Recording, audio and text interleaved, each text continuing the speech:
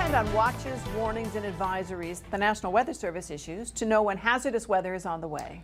But because people are often confused about what they mean, advisories will be phased out in a couple of years. Jacob Morse explains.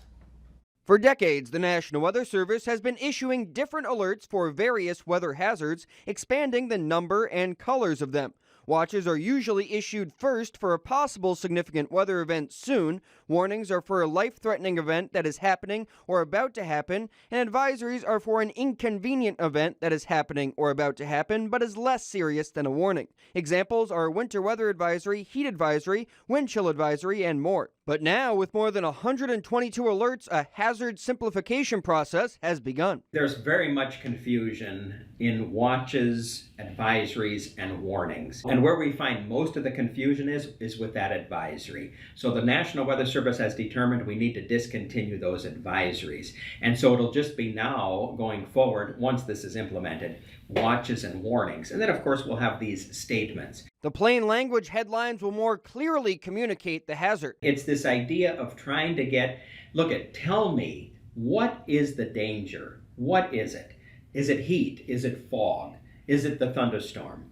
Exactly what is the danger? And in plain, simple language, just tell me what it is. So, for example, 3 to 5 inches of snow would warrant an advisory today. In the future, once the change is implemented, it'll again be a statement, a winter weather statement, and the headline will be snow. 3 to 5 inches of snow from this afternoon into tonight. And with advisories changing to these plain language headlines, it also made sense to combine special weather statements with this change. These are for hazards that have not yet reached warning or advisory status, such as thunderstorms with small hail and non-severe winds. Special weather statement was kind of that first level, that first rung on the ladder of advisories and of watches and of warnings.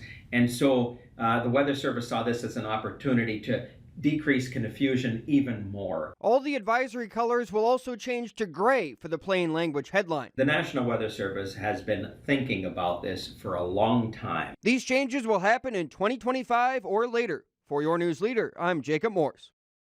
How the plain language headlines will be communicated on air and via apps is still being tested.